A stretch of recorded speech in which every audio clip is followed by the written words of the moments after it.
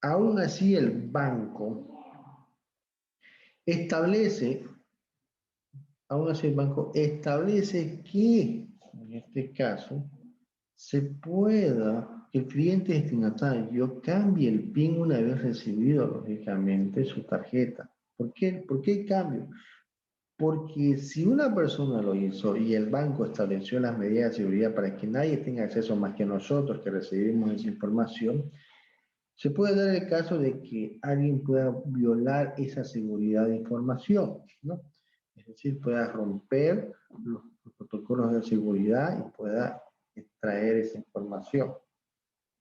Entonces, la recomendación que ellos hacen siempre es cambiarlo PIN y personalizarlo, ¿no? Para que ya no haya un registro en el banco y tú tengas un PIN personalizado. Ahora, cuando nos referimos a los controles de desarrollo y producción, es decir, se debe justificar que los sistemas han sido la mejor opción para la empresa bajo una relación de costo-beneficio, es decir, he determinado y seleccionado el sistema, en este caso, que se adecua y me da los mejores beneficios, ¿no? Para mí como usuario del mismo, ¿no? Y he conseguido ese sistema al menor costo posible, ¿no? Aunque a veces no se puede dar así, pero por lo menos he tratado de negociar. Que, que lógicamente este sistema proporcione oportuna y efectivamente la información que los sistemas se han desarrollado bajo un proceso planificado y se encuentren debidamente documentados. Toda información procesada dentro de lo que son los sistemas debe estar enmarcado dentro de lo que es el almacenamiento de los procesos y documentación a generar, porque eso va a garantizar que la información fue debidamente procesada, ¿no? Dentro de los sistemas. ¿Por qué? Porque el sistema puede cometer errores, ¿no? Son sistemas que nosotros, los humanos, los hemos hecho, personas como nosotros lo han elaborado y pueden tener problemas. Es por eso que cuando yo, por ejemplo, compro un sistema, solicito la certificación, pero no una certificación, por ejemplo, del mismo proveedor de sistema, sino certificación por parte de los usuarios, los que utilizan ese sistema. ¿Por qué? Porque son ellos los que al final al cabo van a certificar o no un sistema si está de acuerdo a lo que ellos necesitaban o a lo que ellos exigen como condiciones para poder tener acceso al sistema y poder utilizarlo. De nada me sirve tener un sistema que me pueda hacer de todo, pero resulta que no me genera el reporte que necesito, que es, qué sé yo, la gestión de ventas por día. ¿No? Si no me genera ese reporte, lastimosamente no me sirve, ¿no?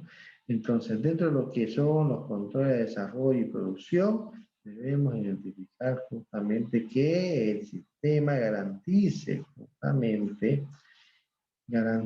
la relación de costo-beneficio y que genere la información de forma efectiva, que no genere información errónea. Los controles de desarrollo y producción, eh, las acciones a seguir. El personal de auditoría interna control debe formar parte del grupo de diseño para seguir y solicitar la implementación de rutinas de control. ¿Por qué pedimos que el departamento de auditoría interna participe en estos procesos? Porque ellos, más que nadie, saben qué es lo que se debe controlar, ¿ya?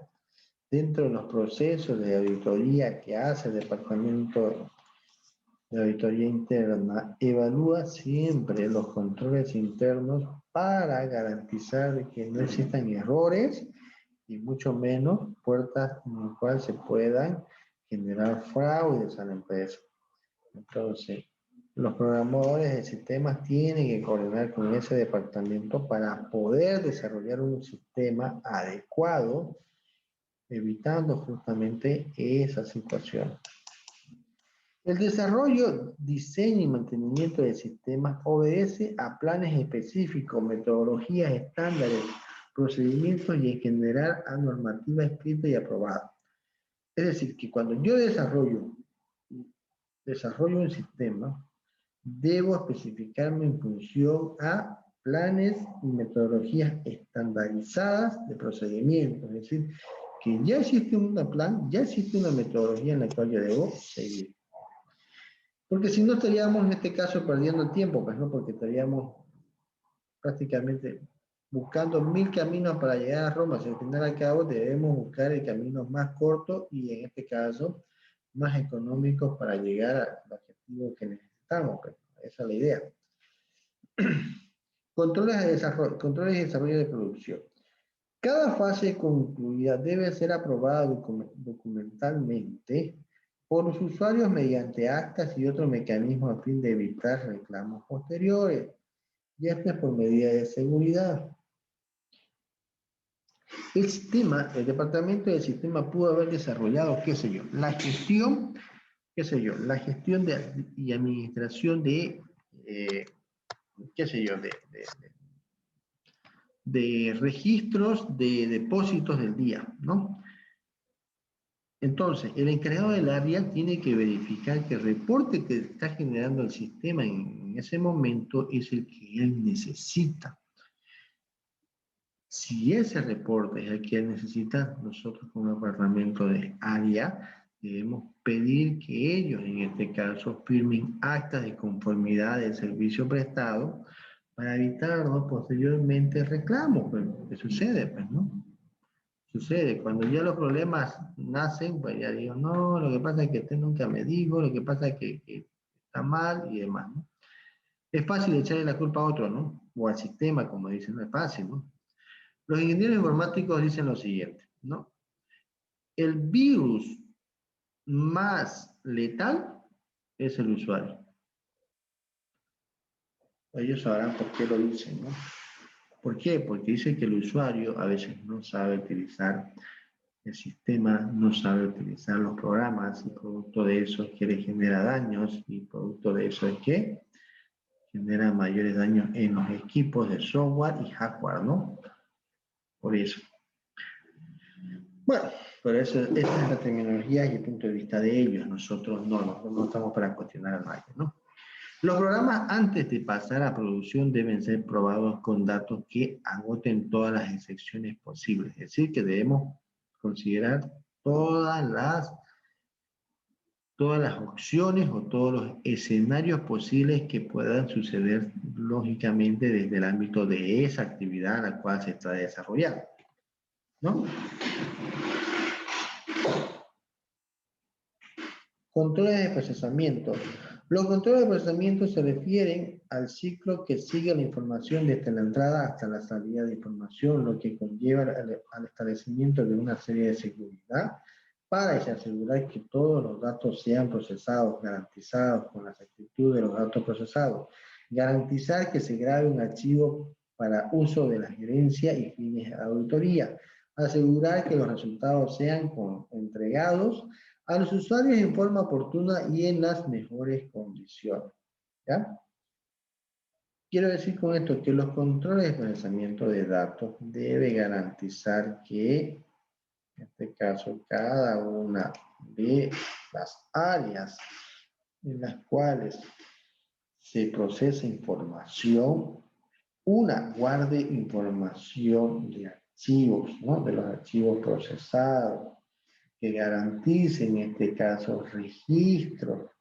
¿Para qué? Para realizar una auditoría. Imagínense, yo realizo una transacción, tengo acceso a privilegios para poder ingresar y hacer modificaciones, ¿no? En transacciones, ingreso y puedo hacer el cambio. Si vendí qué sé yo, un producto en 1000 bolivianos, yo si tengo acceso al privilegio puedo ingresar y puedo hacer una modificación en este caso y decir, vendí 100 bolivianos, no 1000, ¿no? He sacado un beneficio propio.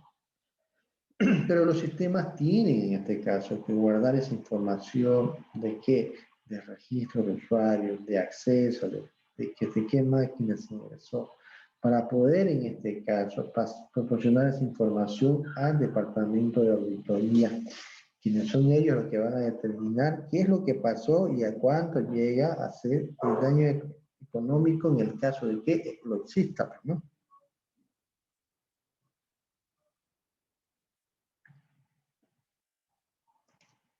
Controles de procesamiento. ¿Qué acciones a seguir? Validación de datos de entrada previo procesamiento que debe ser realizada en forma automática, clave, dígito automático, verificador totales, etcétera, etcétera. Preparación de datos de entrada debe ser responsabilidad de usuarios y de conocimiento de y consecuentemente de su corrección. Recepción de datos de entrada y distribución de información de salida debe obedecer a un horario elaborado en coordinación con un usuario realizando, en este caso, un débito de control de calidad. Adoptar acciones necesarias para correcciones de errores. Analizar conveniencia, costo, beneficio de estandarización de formularios, fuentes para agilizar la captura de datos y minimizar errores. Planificar el mantenimiento de hardware y software, tomando todas las seguridades para garantizar la integridad de la información y el buen servicio de los usuarios. Controles de operación. Abarcan todo el ambiente de operación del equipo central, de la computación, dispositivos, del almacenamiento, la administración de la asintótica y la operación de terminales y equipos de comunicación por parte de los usuarios del sistema en línea, ¿no? O online, como le llaman. Los controles tienen como fin, en este caso, prevenir y detectar errores accidentales que puedan ocurrir en el centro de cómputo, en este caso, durante el proceso. Evitar la detención y el manejo de datos con fines fraudulentos por parte de los funcionarios del PAC. Garantizar la integridad de los recursos informáticos. Asegurar la utilización adecuada de equipos acorde a planes y objetivos.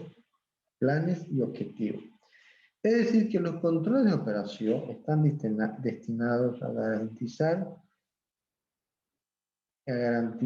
de que la seguridad es íntegra dentro de lo que es el Departamento de Recursos Informáticos. ¿Ya? Es decir, que ellos deben garantizar de que no existan errores y mucho menos que pueda dar lugar a fraudes, ¿no? Pero los grandes fraudes informáticos, eso es importante.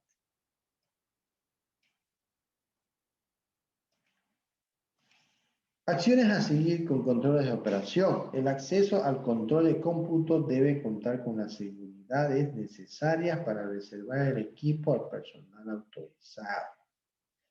Implantar claves o password para garantizar operación de consola y equipo central a personal autorizado.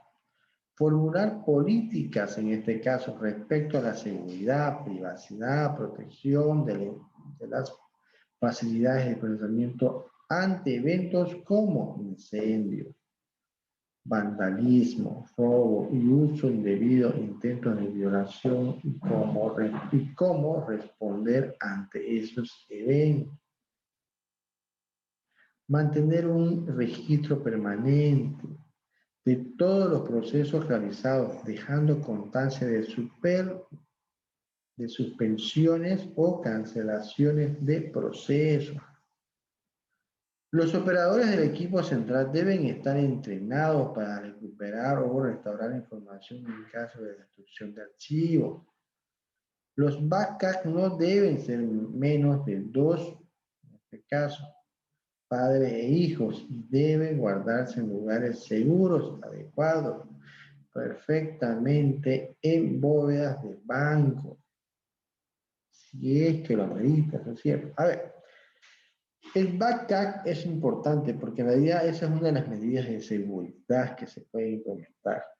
El tema es que el backup se lo tiene que hacer cada día, cada cierto tiempo de horas, pasadas las horas, que se yo, cada 3, 4 horas. ¿Por qué? Porque el backup nos va a garantizar a poder restaurar la información ya procesada en el sistema en el caso de que suframos un daño de hackers, de equipos físicos, ¿no? Por, qué sé yo, por diferentes factores, ¿no?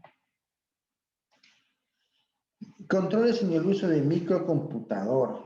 En el área más difícil, es el área más difícil, son equipos más vulnerables, de fácil acceso, de fácil explotación, por los controles que implementen ayudarán a garantizar la integridad y confidencialidad de la información. Acciones a seguir. ¿Quiénes?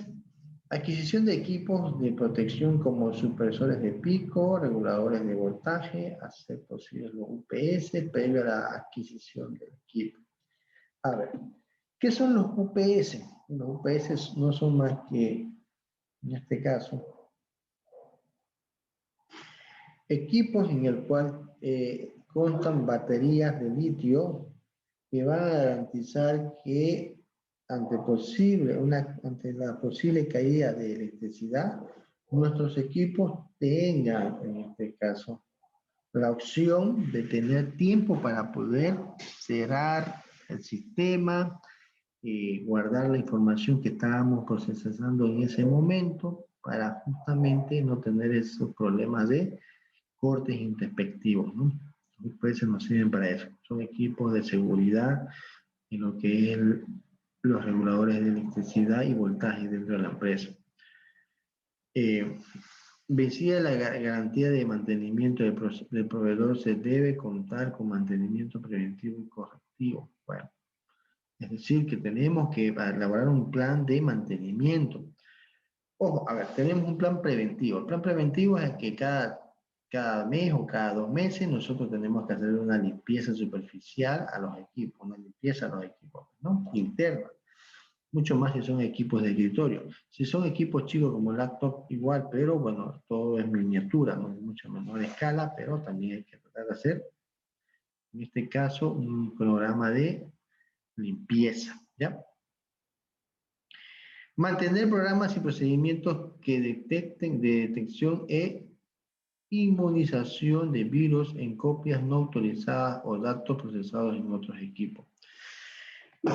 El plan, por ejemplo, de detección de virus se lo debe definir claramente dentro de la empresa, ¿no? Hay equipos especializados que nos van a ayudar mucho. Si alguien infiltra un USB con virus, puede fácilmente contagiar a toda la red interna. El tema es que se debe establecer un procedimiento en el caso de que se identifique un virus en la red o que alguien haya introducido. Hay empresas, por ejemplo, que bloquean los accesos a USB, no están habilitados, ¿no? El USB no está habilitado. ¿Por qué? Porque resulta de que está prohibido de que se ingresen dispositivos de memoria USB a los equipos porque pueden contener virus. O por su defecto puede también haber fuga de información, pues, ¿no? Que es lo que no se quiere. Y a veces la información que se posee es información confidencial, ¿no? Yo me acuerdo que estuve en una empresa, por ejemplo, de que como política tenía prohibido el uso de USB. Es más, el ingeniero informático había instalado un software que bloqueaba los accesos USB de la máquina, ¿no? Y manejaba un registro de quiénes eran y qué máquinas eran las que habían intentado, en este caso, ingresar un USB en dicha máquina, ¿no? ¿Para qué? Para sacar información o introducir información. Hasta ahí tenemos cumplido este segundo tema que habla justamente sobre los controles de auditoría del sistema. Cada una de estas, cada uno de lo que hemos hablado, las diapositivas que hemos hablado, habla sobre justamente los controles que se deben implementar, pero en el área de departamento de sistemas como medidas de seguridad, ¿ya?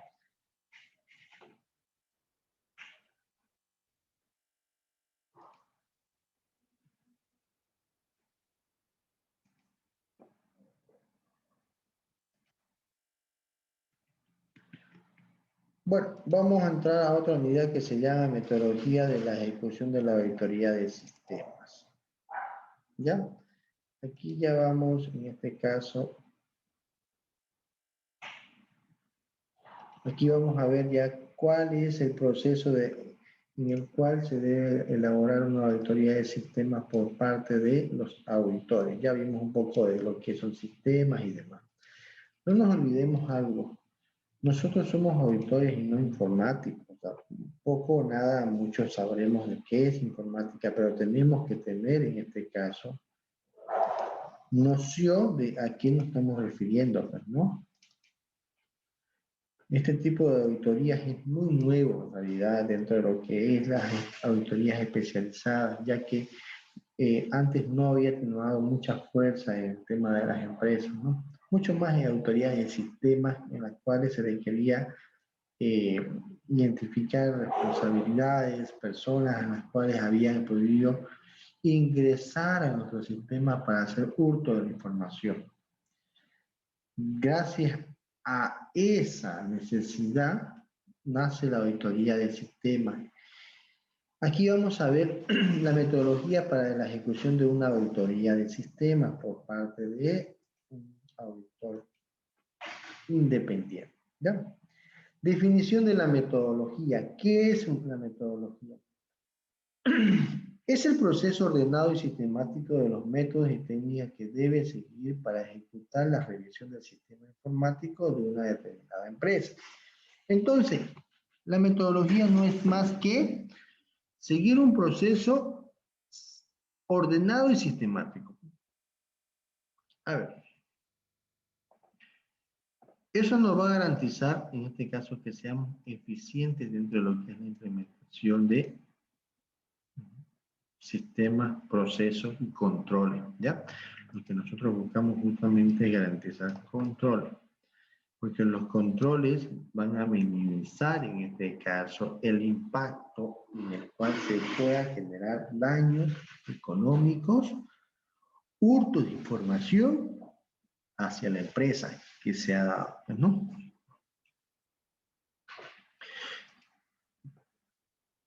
Estos procesos ordenados y sistemáticos se implementan con la finalidad de lograr cumplir el contenido de la planificación de la auditoría.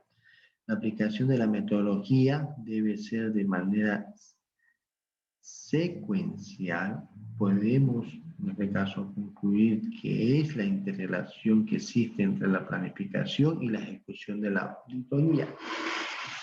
A ver. Yo para realizar una auditoría primero debo planearla, es decir, debo establecer el plan de acción, debo establecer las áreas críticas, pero esta por ser una auditoría especial, debo apoyarme mucho más en lo que es la generación de la información y la evaluación de los controles internos en el área informática. ¿Ya? Fase de ejecución de la auditoría del sistema. Fíjense, una auditoría del sistema primero debe identificarse el alcance y los objetivos de la auditoría, y esto se lo define en la planificación de la misma. Se debe establecer el estudio preliminar, ¿no? El estudio preliminar. ¿Qué es el estudio preliminar? No es más que en este caso la revisión, ¿no? A través de cuestionarios, de ciertas áreas para poder identificar áreas críticas, ¿no? En las cuales se puedan vulnerar los controles internos. Ya eso lo vamos a ir viendo más adelante. La revisión y evaluación de los controles de seguridad, el examen detallado de las áreas críticas, el plan de trabajo y los programas, la elaboración del informe final y por último la carta de presentación de comunicación de resultados, también llamado informe de auditoría, ¿ya?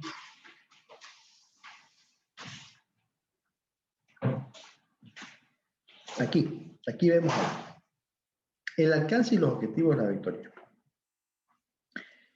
A ver,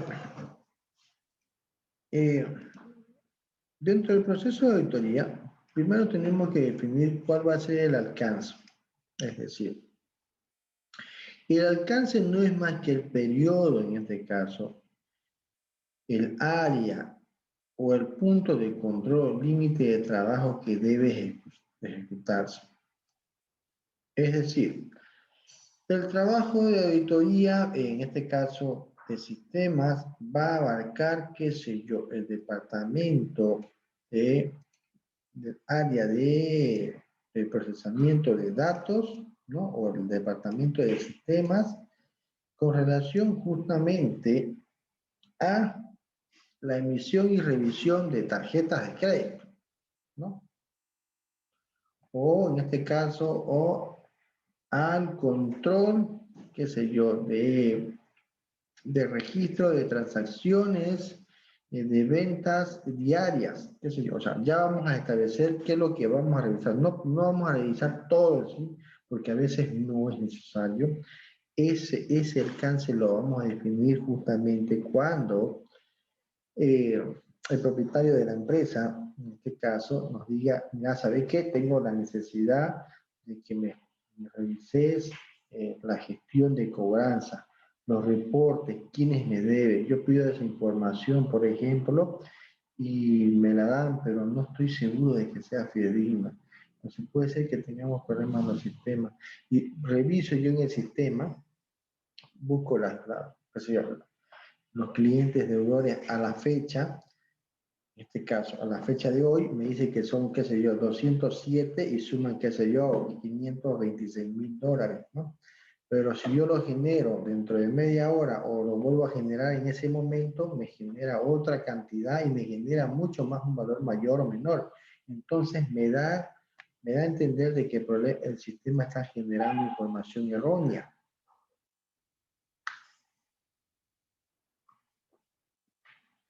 Y yo no puedo trabajar justamente con esa información porque sospecho o dudo de que la información sea real.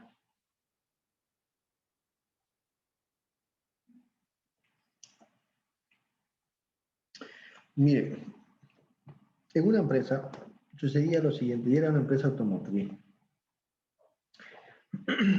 El problema que ellos tenían en este caso con el sistema era de que esta empresa importaba los vehículos, ¿no?, de casa matriz. Y la importación de los mismos generaba justamente la necesidad de saber la localización de los mismos, ¿no? ¿Por qué? Porque por un tema comercial es importante, ¿no? A ver, yo compro vehículos a fábrica, tengo vehículos que están en alta mar, tengo vehículos que pueden estar en zona franca, tengo vehículos que pueden estar en mi almacenes, tengo vehículos que pueden estar, qué sé yo, en tránsito, en la frontera. Entonces yo tengo que saber la localización de los mismos, ¿no? ¿Dónde los encuentro? El sistema me generaba un reporte de localización. El problema radicaba de que yo sacaba el reporte en este momento, ¿no?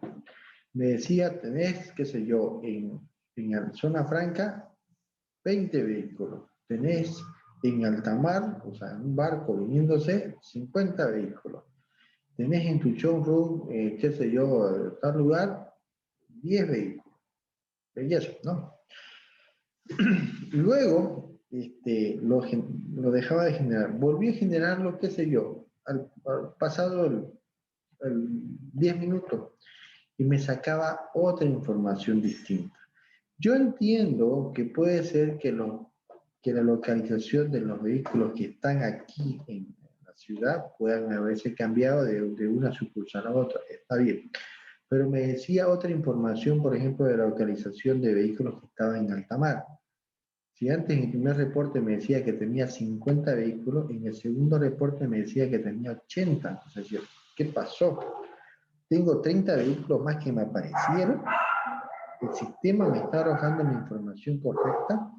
Sacaba otro reporte más un rato, me decía que tenía 40. ¿Qué pasó? ¿Se perdieron 10 vehículos en alta mar? O sea, y es casi irracional, pues, ¿no? Porque eso está embarcado. Entonces, ya generaba desconfianza en la información que procesaba el sistema.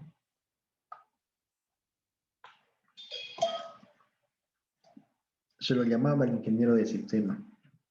El ingeniero de sistema revisaba la información y decía o justificaba de que la información que se procesaba era la correcta y que solamente el usuario final era el que generaba, no tiqueaba ciertas funciones para poder, en este caso, generar la información correcta que él necesitaba, ¿no? Producto de esa desconfianza, se contrató en este caso a un auditor que nos pueda definir cuál es el problema, ¿no? Es más, ¿qué hizo la empresa? Como el sistema generaba información errada, no se podía tomar decisiones. El proveedor del sistema poco o nada hacía actualizaciones o ajustes con relación a ese problema. Al final, como era un sistema externo, se lo tuvo que cambiar, ¿no? Se fue por lo más radical, cambiar. Como el sistema no generó un daño económico, no hubo una necesidad, en este caso, de realizar una auditoría profunda con el tema de quiénes son responsables, cuál fue el daño. Pero a la larga iba a generar problemas, entonces se lo cambió, ¿no? Eso implica de que los desarrolladores de ese sistema obraron mal. ¿Por qué? Porque no respondieron a las necesidades de la empresa en ese entonces, ¿no? Y perdieron en este caso un cliente, pues, ¿no? Y un cliente potencial. Pasa. Esas situaciones generan de que, por ejemplo, se tenga que establecer la auditoría en ciertas áreas, es decir, delimitar el alcance del mismo. Aquí, por ejemplo, la auditoría se podía plantear solamente desde el departamento de localización de inventario. ¿Para qué vamos a ver tesorería? ¿Para qué vamos a ver las deudas de terceros, proveedores y demás? Porque no había problema. Había aquí. Entonces, ahí podemos definir en la reunión con la gerencia el alcance del trabajo de auditoría. Y ahí recién podemos definir los objetivos que debemos buscar una vez estemos realizando el trabajo de campo.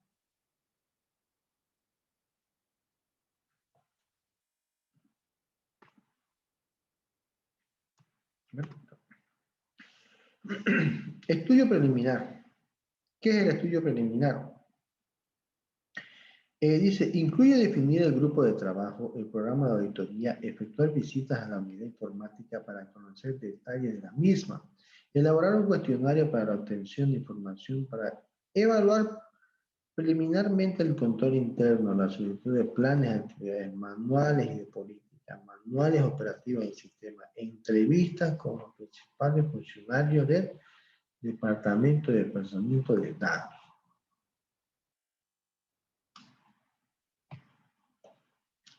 En este caso, estaríamos hablando de los encargados del área de sistemas, ¿no? Sobre ese entendido, en lo que es el estudio preliminar, podemos utilizar nosotros como auditores varias técnicas. Una de ellas, por ejemplo, son las entrevistas, ¿no? Las entrevistas acompañadas de un cuestionario. Hay que entender de que nosotros tenemos que identificar las áreas críticas en las cuales los procedimientos de control interno no son eficientes. ¿Ya? Bajo ese entendido, nosotros visitamos, nos entrevistamos y vamos evaluando cada una de las áreas para poder identificar dónde está el problema y poder realizar las gestiones de revisión informática para poder identificar, en este caso, cuáles son los hechos en los cuales se originan los problemas que genera este sistema, ¿no? Por ahí son problemas de programación, por ahí son problemas de personas que manipulan el sistema en beneficio propio. Eso no lo sabemos. Son hipótesis que nosotros vamos a determinar una vez terminemos el trabajo de la auditoría. El estudio preliminar está, en este caso, enfocado en fases y información y documentación. Uno es de la organización, ¿no? Otro es el entorno operacional y otro es la aplicación de bases de datos y archivos, ¿no? Es decir, que nosotros, en base al estudio preliminar, debemos revisar primero cómo está constituida la organización, cuáles son las áreas, cuáles son las jefaturas, quiénes son los usuarios de los sistemas, sus perfiles. Tenemos que conocer el entorno operacional. ¿Quién procesa la información? ¿Quién recibe esa información? ¿Quién concluye? ¿Quién cierra la operación? Aplicación de base de datos y archivos, ¿no? ¿Quién administra la base de datos? ¿Quién genera los archivos, no? ¿Cómo se genera? ¿Cómo se guardan esos archivos? ¿Se hacen backup o no? Ya vemos todo eso. Jóvenes, se va a cortar en cualquier momento esta segunda sesión. Por el momento lo vamos a dejar acá. Este tema está enmarcado prácticamente, no nos falta mucho para acabar este tema. Los voy a dejar en esta oportunidad hasta esta hora para que ustedes puedan ir elaborando ya los que tengan que exponer su material. Comentarles también de que aquellos estudiantes que en este caso deseen adquirir el texto de auditoría de sistemas, este textito de acá, de auditoría de sistemas, lo pueden adquirir. Yo estoy en la universidad, estoy yendo a la universidad prácticamente en las mañanas, de 9 a 12 del mediodía estoy yo allá. Actualmente estoy impartiendo cursos de actualización y preparación para los exámenes de grados que se van a impartir en el mes de mayo para los estudiantes que ya egresaron, ¿no? Que egresaron hace como 2 semestres. Y bueno, ahí me van a encontrar hasta este día martes. Creo que voy a continuar toda esta semana más. Lunes, martes, miércoles, jueves, viernes. Sí, yo creo que voy a estar toda la semana, así que cualquier duda, cualquier consulta o quieran adquirir el texto, me pueden visitar allá en la Universidad de Liceo. De todas maneras, yo lo estoy llevando, ¿no? Para que ustedes puedan adquirirlo, ¿ya? ¿Alguna pregunta, duda antes que se corte la sesión?